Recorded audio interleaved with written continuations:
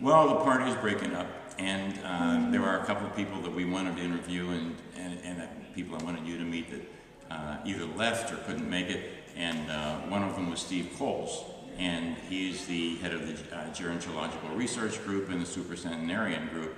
And the Supercentenarians are people who live to be 110 years old or older.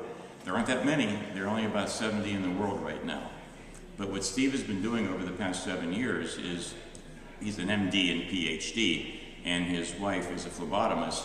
So they, for the people who are alive, they get their genetic data, they do blood draws, they map their genomes, and of course the ones that died, they autopsy those when they can, and they take tissue samples, get their genes, and basically what they're doing is building a database. And the database is going to tell us what makes people live to be 110 years or older. And it's all in the genes.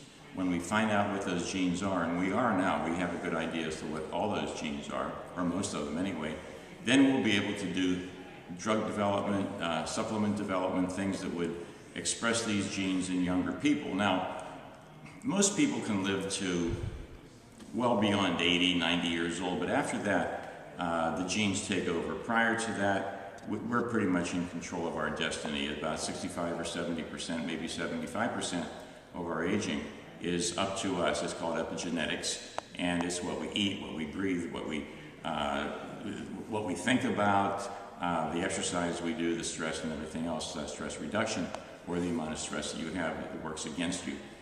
But this genetic data is going to be extremely important, and we're also going to be using a form of advanced artificial intelligence to be able to match those genes with hundreds of thousands of compounds and figure out which ones work best on them. So I'm sorry Steve couldn't be here. They had an interesting article on him in Wired magazine. This is November 2012, in the November 2012 issue on page 36. So if you happen to subscribe to Wired or have a copy around somewhere, you might want to read a little bit about Steve Coles. Ed Thorp is a fascinating guy. I can't say more about him. He snuck out of here somewhere when I had my back turned.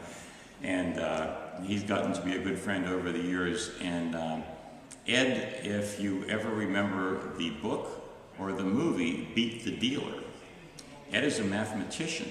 The book was written about him, and he's a mathematics professor, and he took his mathematical skills and applied them to the financial markets.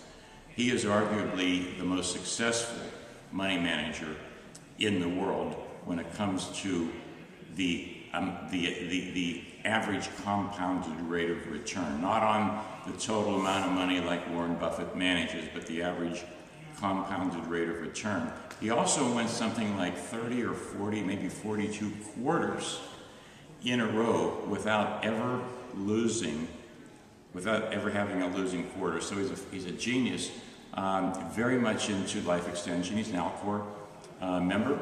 And if you look at Ed, when I first met him, I thought he was just a shade older than I am. And he's 82 years old. Marathon runner, speed walker, he walks the talk. And sharp as a tack. And by the way, the book, Beat the Dealer, is about card counting. He was the original card counter in Las Vegas. He also figured out how to beat the roulette wheels. And he didn't do it to make money. A lot of other people did when they read his book, but then of course the whole landscape of professional gambling casinos changed because of Ed Thorp. He did it as a mathematical challenge, as an experiment. So I wish you could have met Ed. Maybe on a future podcast we can get Ed here and some other people. But as you can see, the party is breaking up and hardly anybody's left. But it's been a great night, and I hope you can come to the next one. Thanks.